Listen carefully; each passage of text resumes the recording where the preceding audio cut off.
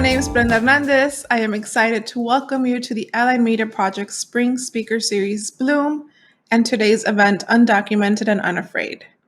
We're so grateful to share this virtual space with you and our guests, Patrice Lawrence, Jenny Set Gutierrez, and AirGo. Give them your kudos and love in the chat. Allied Media Projects has been cultivating media for liberation for over 20 years. We'd like to take a minute to acknowledge and uplift the rich history of Detroit, the city we call home. Detroit sits on Anishinaabe land and that of other indigenous people. It is the largest majority Black city in the nation with a long legacy of African diasporic global contributions. It was also once a stop on the Underground Railroad known by its code name Midnight. Detroit is also the city with the largest concentration of Arab Americans. It's a border city with Canada and has a growing Latinx community and a rich legacy of Asian American communities and movements. We encourage you to connect with the legacies of your cities and acknowledge the land and communities where you reside. Feel free to name them in the chat. And now, without further ado, please join me in welcoming Patrice Lawrence, Jenny Set Gutierrez, and AirGo.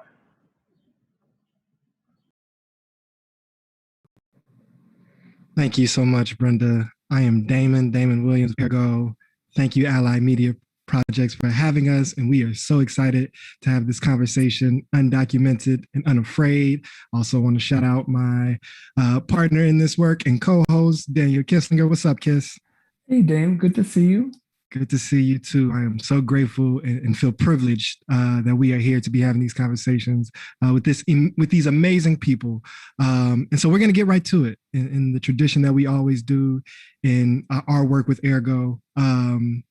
Two-part question, and it's centered around time. So define time however you will. So in this time, whether that's this day, this hour, this season, this lifetime, how is the world treating you? And how are you the world? And Jenna said, we're gonna hear from you first, if you would. Yes, thank you, Damon. It's an honor to have this conversation with all of you here today. There's been transitions throughout my life, but I will say over the last 4 years, it's been really heavy at some points. And finally, I am moving in a direction where I am finding some sort of comfort. I'm finding support in different ways, stability, right, that many of us don't have. So to be able to have all those things aligning as we are having this conversation and grounding myself in the shifts that will come ahead, I'm just like, it's super, grateful, and it's a blessing to be able to feel this transitions in my life. Mm-hmm. Ashe. Beautiful. And Patrice, for you in this time, how is the world treating you, and how are you treating the world? Well, how am I treating the world? Well, today's Eid, so Eid Mubarak to all who are celebrating, and today is a day of celebration. And in a way, it's kind of hard to feel joy when we're in the middle of what has really been a very, very tough month and a very tough past few days. How the world is treating me is continuing to see our people be exploited, be pushed out of their homes, be, really treated terribly, but yet having to force myself and our community having to find joy nevertheless. So trying to hit back some of that oppression with some good old-fashioned kickback. Mm. Yeah, shout out to the kickback. So before we jump into some of the specifics of what we wanted to ask about, we wanted to kind of set the stage a little bit, because I think, conversations around immigration and the experience of undocumented people in this country is something that's talked about a lot. There's a lot of noise, but very rarely discussed, in meaningful ways, especially for people who are doing movement work, because the premises of those loudest conversations aren't being challenged. So what do we need to make sure we center in order to really have this conversation in a way that's meaningful and to the root? And that's an open question to either of you. Yes, I think for the second part of the questions, how I'm treating the world, part of it is, for me, it's through organizing, right? And if we really want to see change, if we really want to end transphobia, homophobia, racism, we have to go to the root. And I think in the last 5 years that I have been organizing 5 years or so, that I have been organizing directly with communities impacted, and myself been impacted in some way, I think that's where I have been able to find, right, the solutions that communities need. Otherwise, we'll still continue to make some changes, but not really solve the problem. And for us, is the demands are very clear from the community, especially undocumented trans women who faced so much violence, who faced so much discrimination, and at times rejection, even from their loved ones, right, who are supposed to provide loving care and take care of them and guide them through the world. So I think it's heavy work.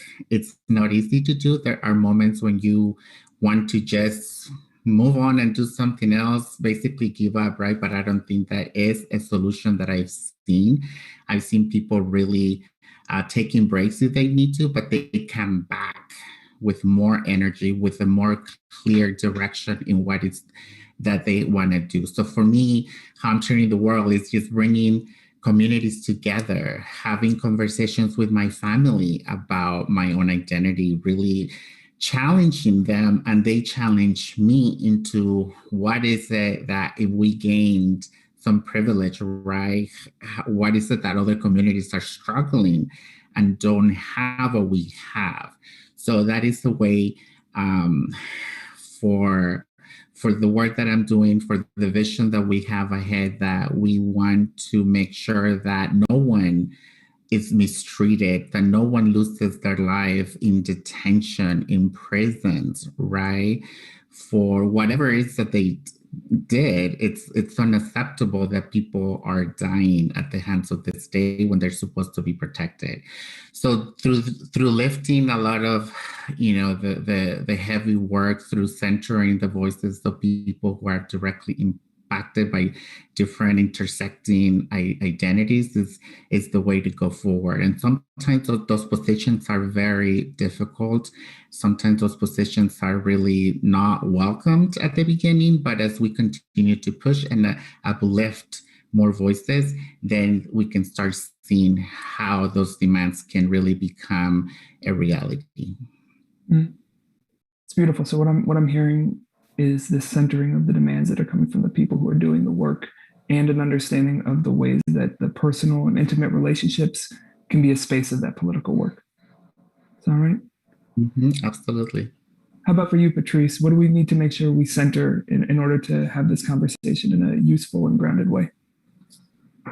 I think just remembrance that people who are undocumented come from all different backgrounds. So it's really best to not assume anyone can be undocumented.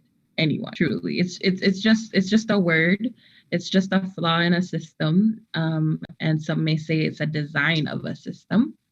And I think also just to listen really keenly. We have to listen to folks when we talk about our pain, when we talk about the words that we choose for ourselves and the way that we choose to describe what we're going through. If we start there, open and listening, you got it.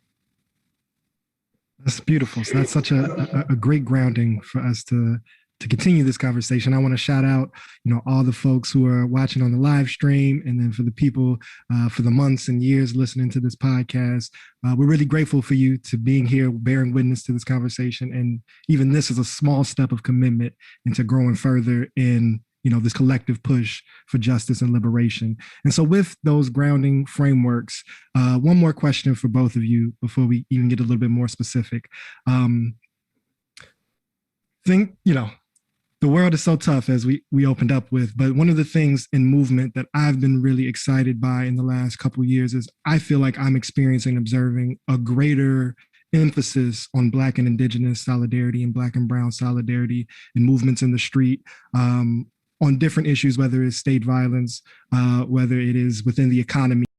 And it's important, I think, when we're talking about this solidarity, that we center immigration and the experience of undocumented people to make sure that we have the most holistic or the most to the root radical conversation. And so how does centering particularly maybe borderless experiences or solutions that are maybe outside of like hyper-nationalist structures, how can we learn to have more in-depth conversation and build more space for solidarity? That is, if we center this notion of citizenship and border in a way that uproots some of the oppressive norms that have been expanding, it seems.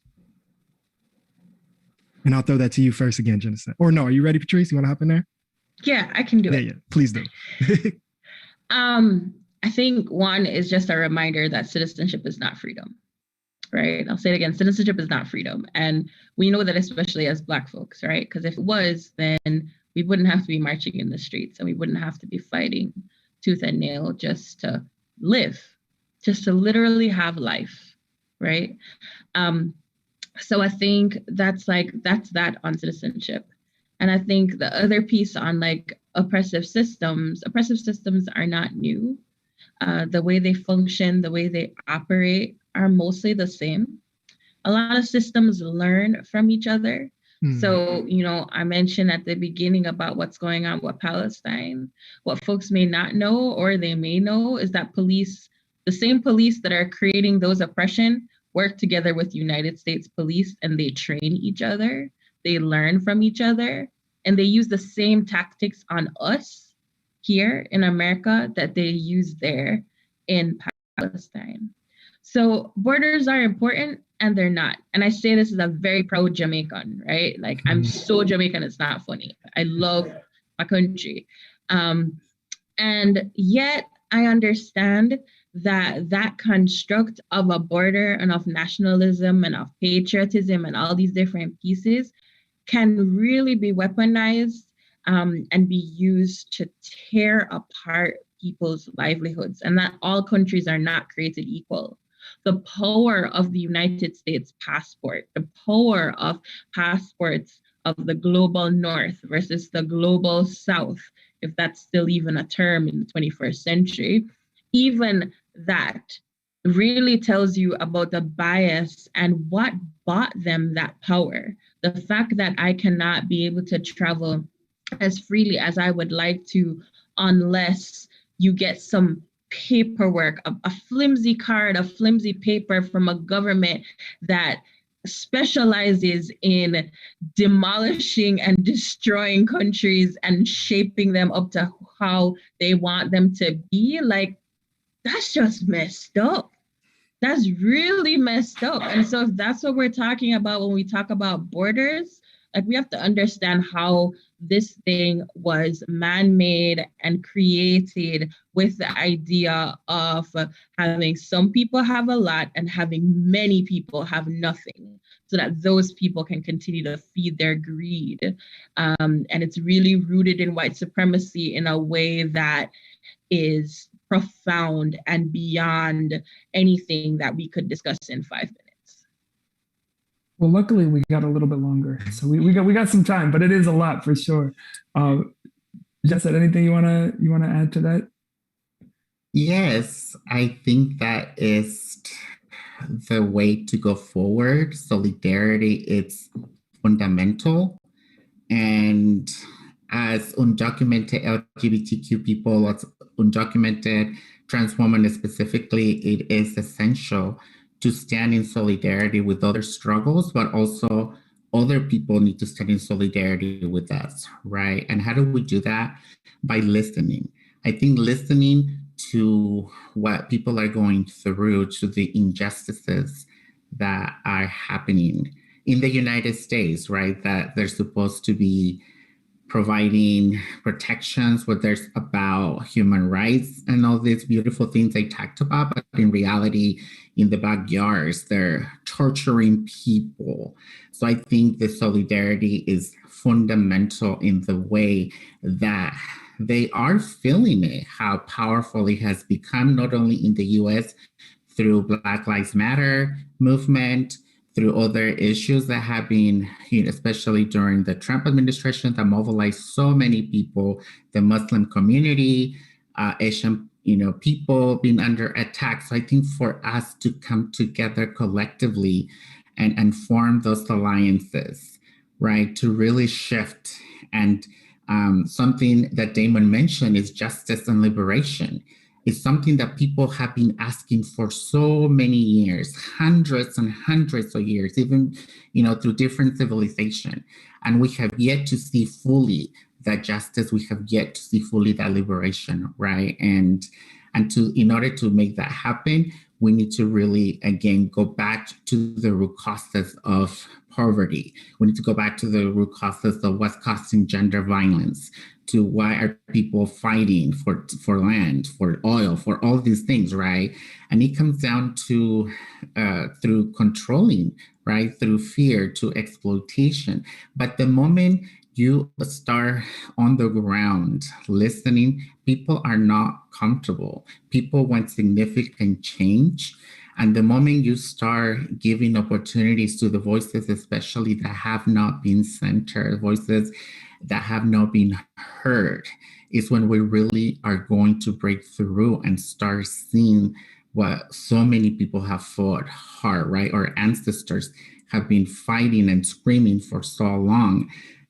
In the 60s, we saw a massive civil rights movement in this country that, and here we are, 2021, and we're still, people are being, Black people specifically are being shot, gunned down on camera. So now that's raising a different consciousness. So as we continue to move forward and, do the work, it's like, for me, it's extremely important to understand what my role is. It's important to understand the history of where my people have been and to honor that, right?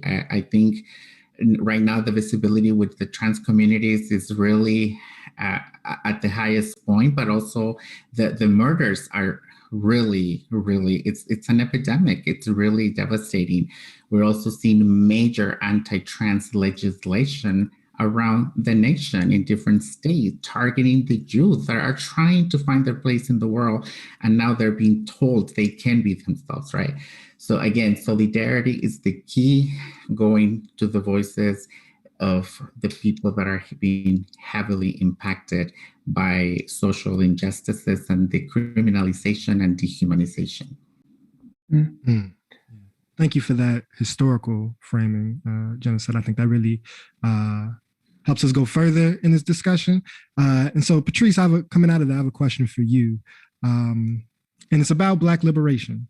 And so I feel really fortunate to come up in a lineage that is grounded in the Black queer feminist tradition that was teaching that as the language of Black Lives Matter is emerging, we actually have a need to say that all Black lives matter because we see historically and contemporarily the ways in which women's leadership is either erased or overlooked, or the marginalization of queer and trans communities within the Black identity or within the Black experience.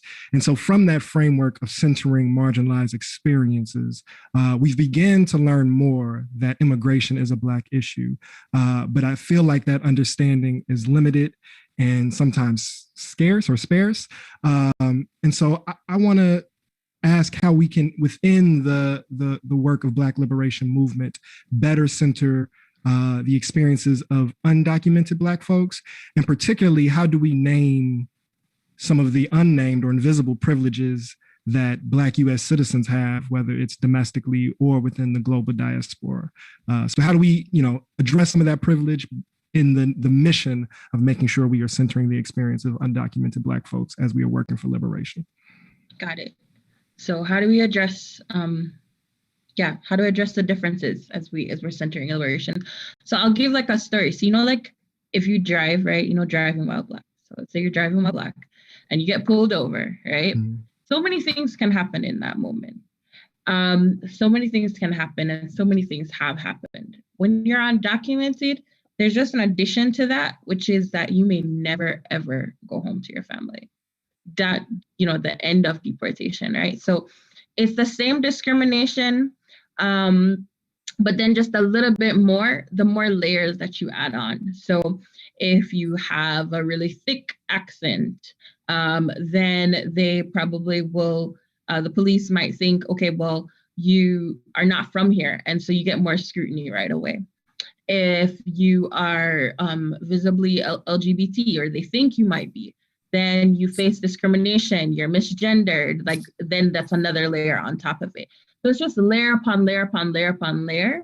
And I think if we really think about it, we already know that, right? Because within the own Black population, undocumented or not, there's different layers. You know that, right? Like somebody who gets pulled over who has a record is at more risk than somebody who isn't. Somebody who gets pulled over who's dark skinned is at more risk than someone who isn't. Someone who gets pulled over and they're in a rich white neighborhood is at more risk than...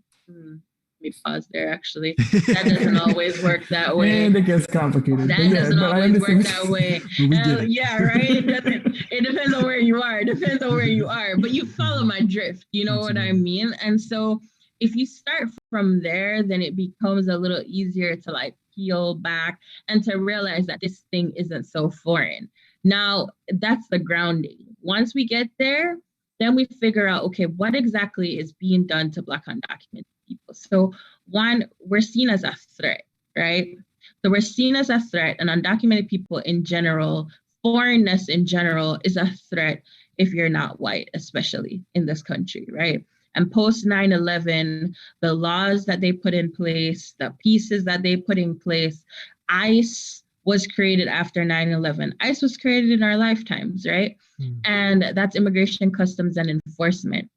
And the way how that has been weaponized, the way how private companies have profited off of our bodies being detained and deported is just exorbitant. It's really terrible, right?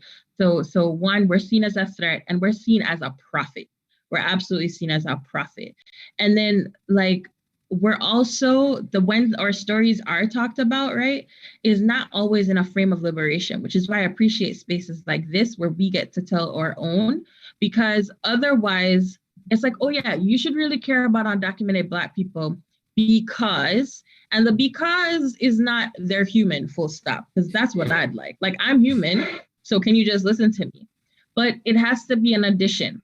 Because we feed your children, because we till your farm, because we take care of your homes, and so we're a commodity, right? So we're so many things. We're a commodity, we're a threat, we're a profitable, we're so many things other than being human. And I think for us at UndocuBlack, we just want to be seen as human and having inherent worth and dignity. I want to build off what you were just saying, that profit positioning, both the profit potential of containment, but then also the profit potential of labor for the people enforcing these laws and these systems of white supremacy. And I think you alluded to a couple of them. But when I think about what types of labor are left out of large-scale labor organizing that's been kind of invited within the state, we know that land workers and food workers are excluded, and we know that domestic workers are excluded. And those are two areas that are predominantly made up of undocumented people, especially geographically. It depends. But for the most part, those are two areas where there are a lot of undocumented workers. What types of labor and what issues in relation to labor are erased and exploited from the conversation because of anti-Blackness, and in the case of, I think probably both of them, misogyny and masculine misogyny as well? I'll answer a little bit and then Jenna say, I think, well, one, I'll say you mentioned those labor and they want to keep you there. So I myself, for many years before the formation of UndocuBlack, I served in domestic work. And it wasn't because I had no other choice, but it was because I had no other choice, if you follow my drift. And so they would have preferred that I stay there, right? They would have preferred that I stayed there, that I stayed underground, that I stayed without making a voice heard, and that we stayed without forming a community like on DocuBlock, where together we could be strong, where together we could boost each other up, and together we could advocate for our rights. And so 6 years later, here we are. And then in terms of, tell me the other part of the question. What pieces of conversations around labor are erased and exploited because of both anti-Blackness and misogyny? So I think the pieces about labor were, one, that around domestic work in particular, the fact that like we are underpaid. You cannot access things like retirement. You cannot access health insurance for the most part. You cannot talk if your employer is abusing you, because who you're gonna complain to, what systems. It's not just the police. Every type of social service is police. Like, that's the way this country is set up.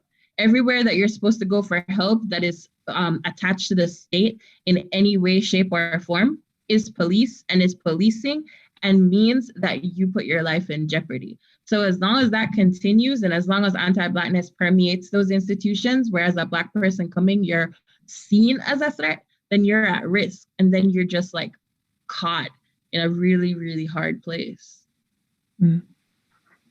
Building off of that, Jenna said, to that same question around what types of labor are erased as a result of misogyny, and I'd add homophobia, transphobia, other things of that nature.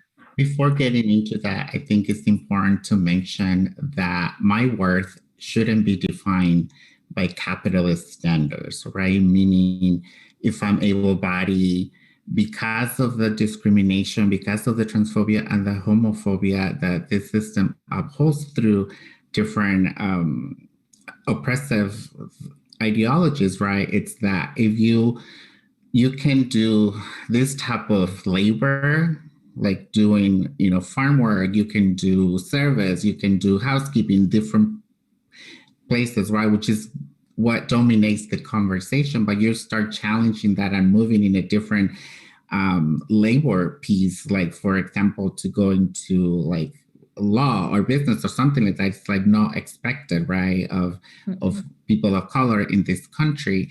So the labor movement, it's a very it's like, we have to understand that this country was built on exploitation.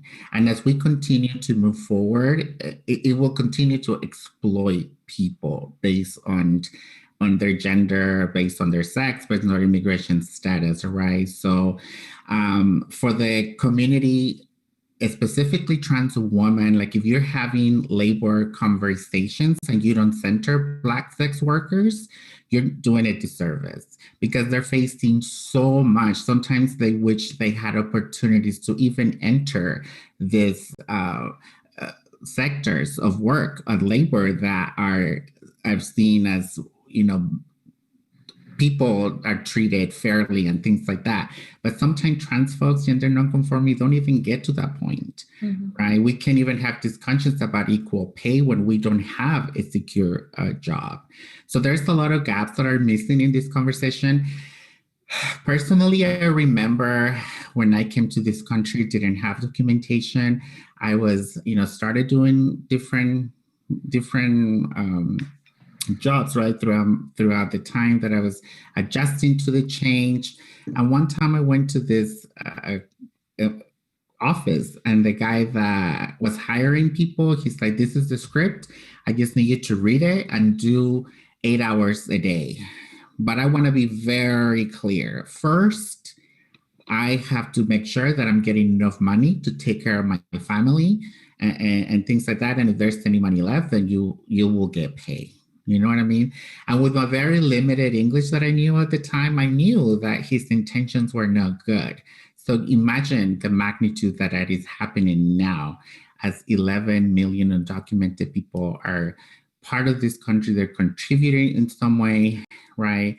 And, the unfairness that exists in accessing certain types of jobs But again, I think the trans community, we have seen through organizing how they are really challenging, right? Through the decriminalization of sex work, and sex work is work, that sometimes it's even uncomfortable to think about that, because they're like already attacking your humanity, and no, you just want to be doing that for this other reasons or whatever. But when you start listening to them, it's just like many don't have any other choice, right? And that's what the only options that they have. So it's again, so much work that needs to be done, and the end goal should not be what is it that you can contribute, what is the worth that you can give. It's like, you are here, you're a human being, and you have every right to exist, whether you produce labor or not. People need to be treated with dignity and respect. Amen. Yeah. So thank you both for, what I'm really receiving is this framing of the power dynamics, right? And how these oppressive systems are exploiting and creating this inequity. But then also, we're hearing the seeds and the sparks of this resilience and this survival and this organizing work. And that's really where I want to ground to go a little bit deeper in the learning, is in the work. So I want to bring in Undocumented back and Familia and what's going on right now to kind of help frame or ground this conversation. And before we get into just like what are the campaigns and the efforts that are under work, the framing I want to offer is, how do we use this work as like a landscape for transformative learning? Because I believe that it is in these struggles for liberation that humanity is expanded and transformed, and it is the struggle is the best classroom, to be honest, from my perspective. And so I'm curious for both of you, whether it's in the work around DACA right now or the In Trans Detention campaign, what are you learning right now from these efforts? What transformation are you observing, as you also share some of the, the basic information that people need to know to be able to support these campaigns or other efforts? And I'll throw that back to you, Genesette, and then we'll hear from Patrice. Yeah, the Entrance Detention campaign is something Familia has led over the last 7 years in collaboration with other national groups, with local groups. And part of the demand is to release trans people from detention, people living with HIV, and eventually end all detention. So the campaign is connected to the broader, demand of ending abuses in immigration detention centers across the country, to ending the abuses that trans folks or LGBTQ people face in prisons, right? So there is the work that we've done over the years has been through base building, really going to places where our people are and bringing people together, doing a weekend retreat, a few days, making sure that the goal of Familia TQLM, Familia Trans Queer Liberation Movement, is to, organize, advocate, and educate for our people, right? Especially Latinx folks. And how do we go into ending all of this injustices? And it's not easy. Again, it's very difficult. But I think by centering the voices, I think by forming alliances with other groups, and also for us as the Latinx community, understanding those connections with like oppression through anti-Blackness, right? Like if we look at the border in US Mexico, there's a lot of like Haitian Black migrants who are still waiting for years and are the ones that are being deported the most, are the ones that aren't given asylum cases. So I think the End Trans Detention campaign is a very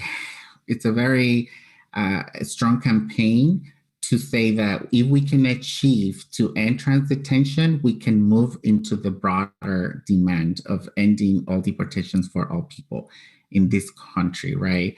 So as we speak, we're having people coming. I know we're in the middle of a pandemic, or moving in a direction that many things are being lifted. We've been very cautious to bring leaders from across the country to strategize and see what is the next step of the campaign. How are we going to move forward?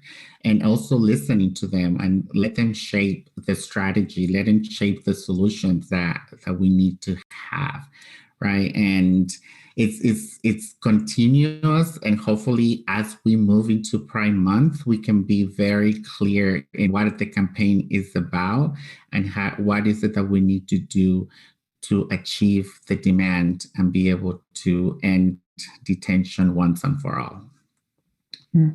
So just a little bit of a follow-up to that.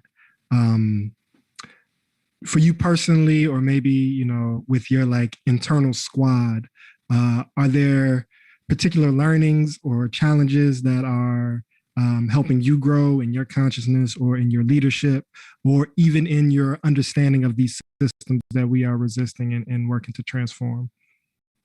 Yeah, every time you share space, you share a conversation with anyone else that you are building, that you are organizing, you always learn and bring something valuable to your work, right? You bring something valuable through organizing. And for me, it's been really, it's given me a lot of hope. It's been very empowering to see how in a short time we have been able to achieve wins through different campaigns that we have launched nationally, or people that were detained that challenge the narrative of the good versus bad immigrant, right? Meaning, like, if you have a clean record, if you don't have any arrests, if you have been working, if you have been paying your taxes, like, you are given a priority. But for the organization, it doesn't matter if you have a record or not. Like, we're fighting for all of us. So the campaign has been going for over the last 7 years, and just to see the visibility of trans immigrant leadership, especially undocumented trans women, mobilizing and really speaking their truth, right? Just to see that again in a short time, it's been very rewarding for me. And I'm also learning something, right? Like, now that we are talking about immigration, what other issues are you dealing with? What is the next move beyond the entrance detention campaign, right? And I guess it's part of it, like paying attention to what's happening in the world, what's happening in Colombia, what's happening in Palestine, what's happening at the state level here with the trans youth and these conservative Republicans coming out with this legislation. So there's a lot of room. So as we continue to grow and organize, it's like, how do we plug more people in? How do we support and uplift the leadership to be able to truly transform lives, right? And in that transformation is personal, because you are seeing how a life is being saved rather than being murdered, right? Because we have faced with trans death for so long, and it is time that we are giving a chance, that we're giving opportunities to be able to exist unapologetically and to thrive, right? And be able to have fulfilling lives. Thank you for that. And so, Patrice, some question for you, you know, in Undocu Black, what is the work right now and how is it moving you? Are there particular lessons or transformative experiences that you are participating in or observing, whether that be in your work around DACA or other issues that center undocumented Black folks? Thanks. I'll start on DACA. So we just launched a video that is available on all of our platforms at Undocu Black, UNDOCU BLACK, that uses that we paired up with the Hard of Hearing Committee, a Deaf and Hard of Hearing community, to do that video. And the point of it is to really let folks know that all qualifying Black immigrants of all backgrounds are eligible for DACA, right? And that folks should be aware of that, and we should take advantage of that, because there's a lot of bad and there is some good. Now we know that with DACA, you may not be eligible depending on run-ins you may have had with the police and what that may have led to. And at the same time, there is leniency for some of that. Having DACA will allow folks to have a fast track if and when, and I'm going to do a strong on the when, we pass legalization citizenship for all. And that's a really important thing. So I want my people to have a leg up. I want my people to be able to get into the jobs that they want, get that health insurance, get advanced parole, and go travel. Go see your grandma that you haven't seen in however long of a time. Go have that freedom, just a little taste of it that we've been robbed of for so very long. And I want all of us as Black folks to be able to get that. And I think that one of the things that we're working at UndocuBlack is to make sure that it's accessible for everyone, that we are organizing hard as the Black community. The statistics show that there are a few Black people with DACA, but not enough. And not nearly enough of the people who are actually eligible for it. And that's because of organizing, right? So we weren't around in 2012. We weren't even around in 2015. But 2016 and onward, we're doing our part. And now that DACA is back, we're making sure that people are fully aware of what is eligible for them. The second piece is like, we want to win. We want to win different pieces. We want to win big. Right? Like, who doesn't want to win?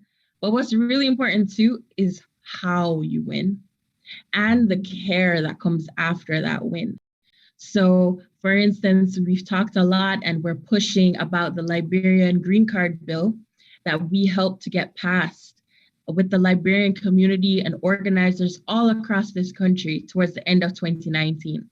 One of the only ones in the past 2 decades. And that's a win. That's huge.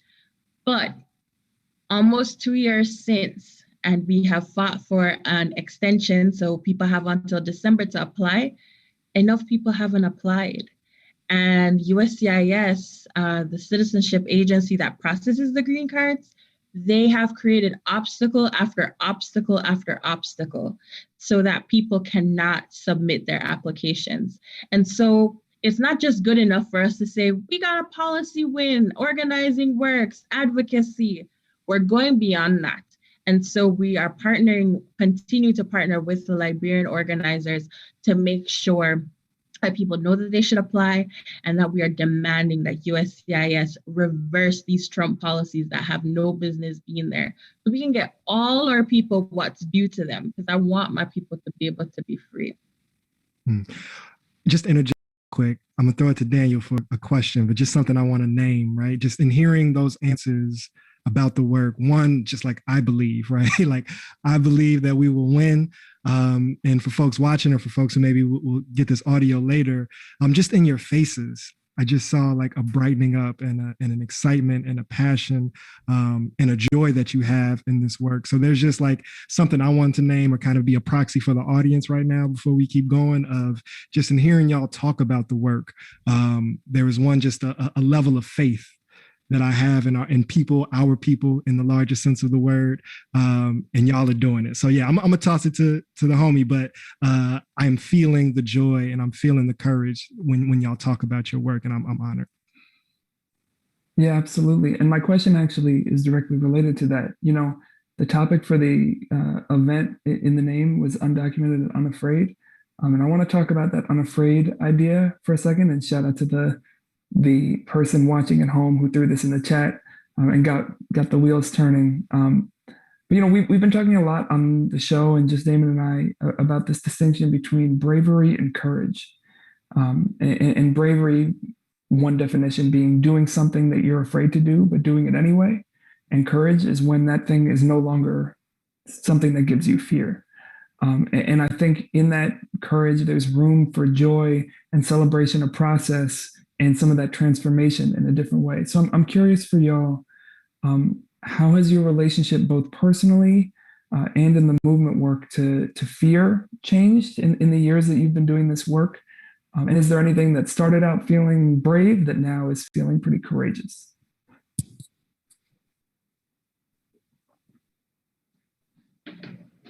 Yeah, I think for the trans community, again, as we become more visible nationally in the US, like we're not new. Like we're all of a sudden, oh my God, these people, who are they?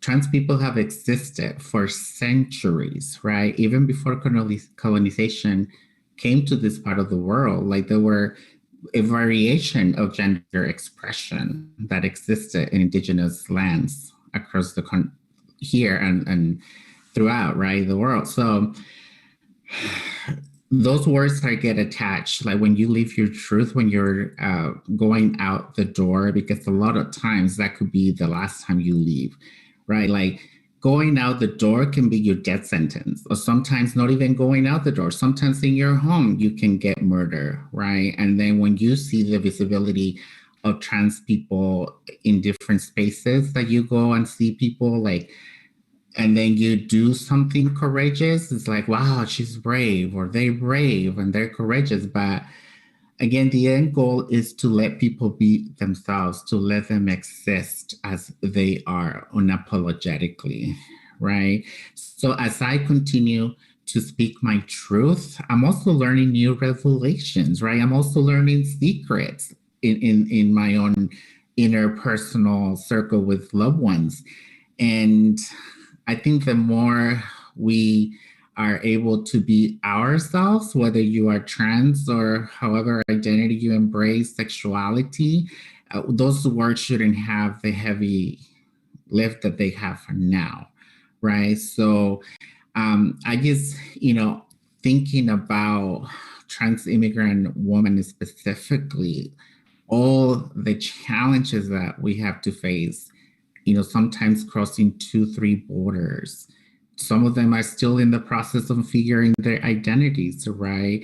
And to just embark in that dangerous, journey to come to the US. And a lot, the campaign, it's moving, and I think it's important to honor the life and legacy. I couldn't do justice to the work or the campaign if I don't honor the life of Victoria Arellano, who died in ICE custody in 2007, and she was living with HIV. Roxana Hernandez, 33, living with HIV, who also died in ICE custody in 2018. And, Joanna Medina, on June 1st, 2019, she died of similar circumstances, right? So people living with HIV, with all the advances that we have now, it's not a death sentence. But when they were in custody, they lose their lives. And so many other people have lost their lives in ICE custody. So if we look at their journeys on life, you can see how much dreams and goals they have and how brave and courageous they were to exist as they were able to fight for their existence. They were able to seek that dangerous route to be able to stay here with us, and they're no longer with us, right? So I want to challenge people to really, as you figure out who you are, and as you see trans people, I see that we are more than just our identity. We are more than just our sexuality, that we have so much to offer, and we can make a really significant difference that can benefit all of us, right? If you put aside your prejudice that you've been fed, whether through different spaces or however you get the information.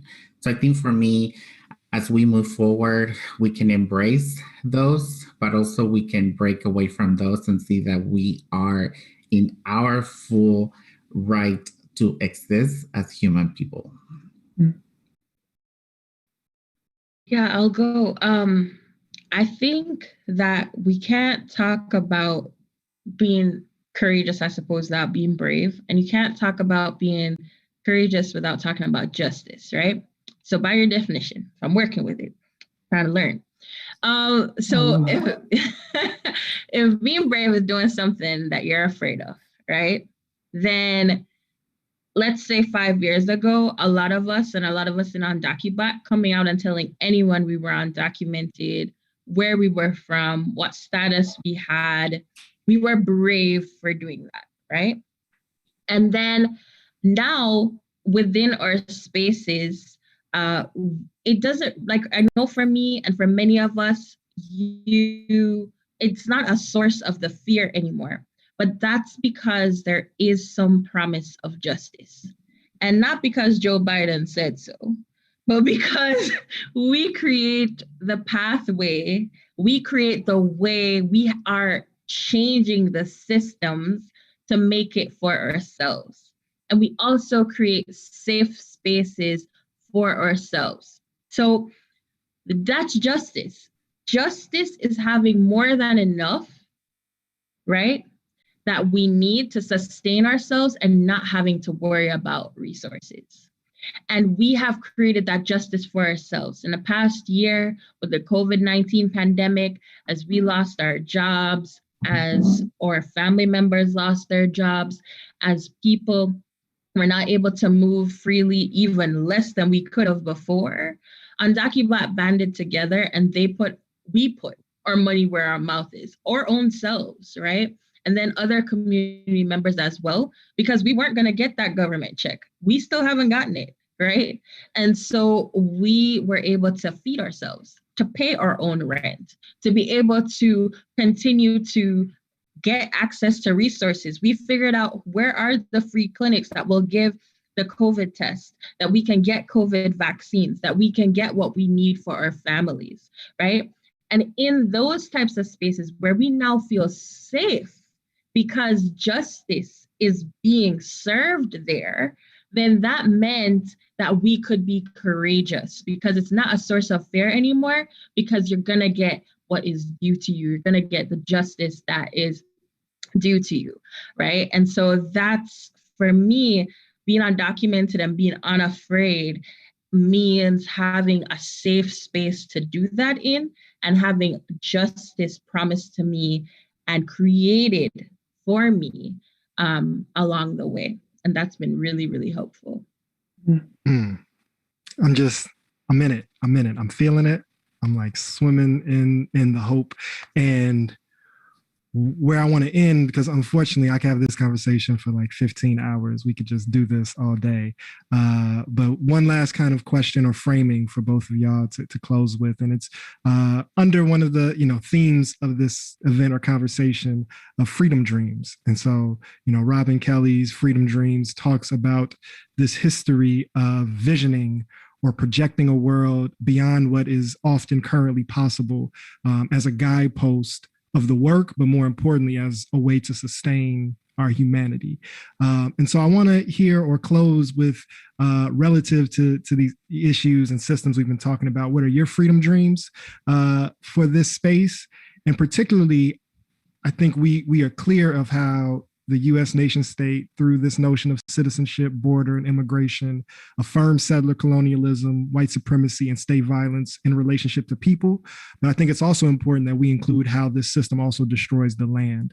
And so in talking about your freedom dreams, I want to also make sure we're talking about the relationship between people and also the healing work that the land requires as we are building our liberatory futures. So that's a long way to say, what are your freedom dreams for this place, given all that we are struggling against?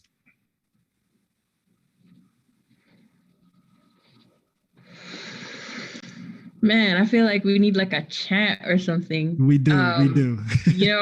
My background is in theater, so that is totally my practice, my way to go. Sometimes it's easier to sing and to chant than it is to talk. And to talk in patois, which is I'm Jamaican, so to do that's freedom. If I had my way, I actually had this conversation with someone the other day who was in UndocuBlack and connected with folks that I realized have like a musical background or a theater background. I was like, if we had our way, what would we be doing right now? What work would give us joy? And I know for me, I'd go into musical theater. I'd be on Broadway. Why am I here? I would go be on Broadway, perhaps. And that's not to say I don't love what I do. I love my job. I love UndocuBlack. I love organizing. I love being in community, right? But if I were truly unbothered, if we were truly, truly unbothered, what would we do? And how would we turn that into a liberatory practice, right? How would we use that to tell the stories of the land and to tell the stories of the land that we come from and the land that we've come to inhabit and the stories that we've learned from the people who used to inhabit this land who were pushed out, right? Talking about being indigenous as Black people. Black people are indigenous, no matter where they're from, they're indigenous, right? When we talk about people who are Native Americans were indigenous to this land and the oppression that was tried out on them and then tried out on Black people and tried out on the enslaved and tried out on immigrants now and tried out on trans folks and then goes down the line, down the line, and then is tried out with all levels and just multiplies oppression. I want to be able to tell that story, but tell the story not because it is helping me to fight for my freedom, because I'm already free. So I'm telling the story so that I'm reminding future generations to not replicate the mistakes of the people before. That's my freedom dream, that I could do that, record that, and then go home in Jamaica and go chill on a beach, right? That I can then bring those stories and those lessons learned to my father and enjoy his years, enjoy my parents that I have missed and have not been with for over a decade. That I get to have life with them and some of those years because God has blessed them with long life. And I want to enjoy them before they die. I want to have children. And I want to not worry about the fact that if I go pick up my child from school, I might not be able to go back home because, I'm driving undocumented. I want to be free. And I want our people to have that too. I want us to have small joys and big joys and everything in between, and to have a land and a home and peace and freedom to travel, to be, to love. That's my dream. It's our collective dream. And I believe that we can't get there unless we band together, because that's what liberation looks like. It's collective freedom. And it's really, really important that we band together and that we not repeat the patterns of our oppressors. So that means coming to understand what is internalized oppression. That means coming to understand homophobia. That means coming to understand anti-Black racism, and that it's beyond just a term, but it becomes a practice that we will not repeat, so that we can really, really, really, really be free. And I can get my dream of living on Broadway. Broadway and the beach. That's the two spots. It's the perfect spots. That's great. Geneset, how about for you in regard to land or just in general? What is this freedom dream for you? Yeah, I think I have a tremendous responsibility of the visionary work of so many freedom fighters, right, that created a vision for a better world, a better treatment of people, and to honor the humanity, right, of people who have faced so many injustices, so many abuses, and have been murdered violently. And I think that responsibility gets me going into my own vision of what the work that I'm doing has taught me, has grounded me into what I do now. I remember as Patrice was sharing her vision, like I was thinking about my own childhood, right? My mom, I grew up in a single home environment, very traditional. We grew up Catholic. So the idea of having a transgender child was completely like, oh my God, that's not possible. But, now as I'm living and my truth, my mom tells me stories of my childhood.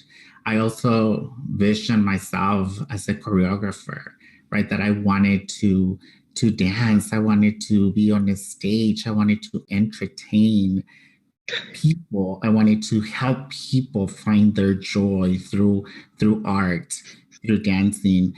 And I think in some way organizing is giving me the stage to be able to save lives and transform lives, my own and the community, right? So I never saw myself as an organizer. I never saw myself that I was going to be connecting nationally and having an impact in the community. But obviously the reality is way different. The obstacles and the challenges that trans people face makes it very difficult to have those visions become a reality, maybe in our lifetimes. But the work that we do is, again, what the previous generation of freedom fighters did. I'm able to have these conversations. I'm able to exist and move in the world in a little less, right? Not so violent way, but it's still very violent, right?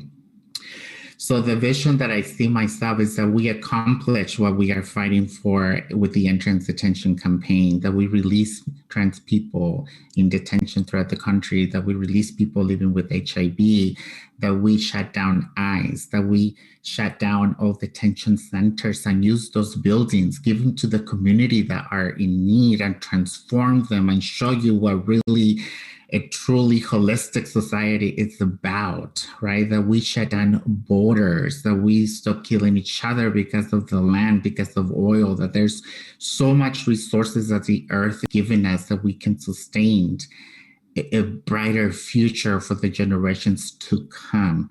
So for me, is that we have that vision, that we have that respect, and that as trans people exist, you honor how sacred we are, and you recognized the healing that we bring into your fear and into the injustices you put upon us. Thank you. Oh, so beautiful. Both of you. Thank you. And I look forward to moderating the talkback after the play that Jenna said does the choreography for. And that Patrice, you direct and are the star of. That's going to be a great talk. And this has been so wonderful. Dame, is there anything you want to add before we get out of here? Yeah, this is just so moving, and just another, I keep using the words fortunate and privilege and honor, because that's what I feel. Because in this conversation, I am reaffirmed in the feeling that a new world is possible.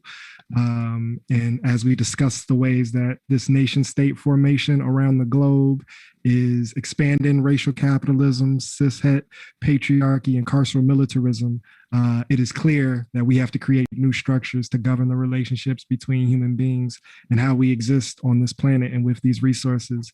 And so just hearing your story and seeing your spirit and learning more about your work makes me feel more confident in naming that and pushing us towards that new possibility. So I just am so grateful. And yeah, thank you so much. And we need to continue dreaming about freedom because that's how we make it real. Thank you both so much. Thank you to Allied Media Projects for having us. Make sure that you follow the work of the UndocuBlack Network as well as Familia. You can follow AirGo, AirGo, on all your podcast apps and at AirGo Radio everywhere. Yeah, any plugs or any other info that you want to make sure gets included? We'll also have it all in the show notes as well.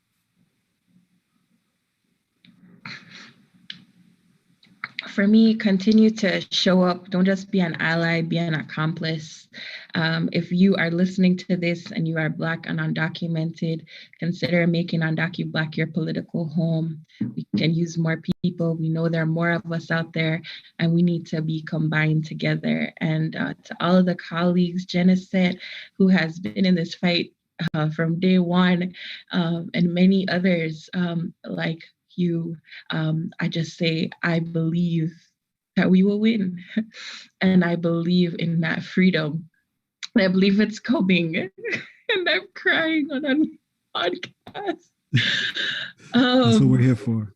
What we're here for. Tears are okay. Tears happen a lot in our spaces. It's a release. It's a release. So just so grateful. Go follow UndocuBlack, UNDOCUBLACK. Go give to our COVID fund. Go show up at our protests and at our events and fight with us. We need to change the laws that exist around immigration in this system and in this country. And we need access to the resources that will make us whole. Thank you for having us. Yes, thank you so much. Full of gratitude and appreciation for this conversation, to Allied Media Conference and everyone, behind the scenes, the team, that brought us together. Thank you so much. If people are interested, they can follow our work as on all social media is Familia TQLM, and follow hashtag and trans detention. Thank you very much. Beautiful. And we'll be back on the line, continuing to talk with the people transforming and reshaping our world for the more equitable and creative. Much love to the people. Peace. Wow, this has truly been an amazing conversation. I am so inspired and energized, and I hope you are too. I want to thank Patrice, Janison, and AirGo for their work and for taking the time to speak with us today. And I especially want to thank you for joining us and sharing your energy with us in the chat. And a special thank you and shout out to the incredible ASL CART and Spanish interpreters. Please give them a shout out in the chat as well. Our events will be recorded and made available in a few weeks. If you would like to let us know your thoughts on today's conversation, please go to bit.ly/ampbloomfeedback to let us know. We would love to hear from you. We have 2 more events coming up this season. May 27th, you can join us for ancestral ceremonies, and on June 10th, you can join us for deep work. To learn more about these events or to register, please visit bit.ly/ampbloom. Thanks again for coming. Be well, and we'll see you soon.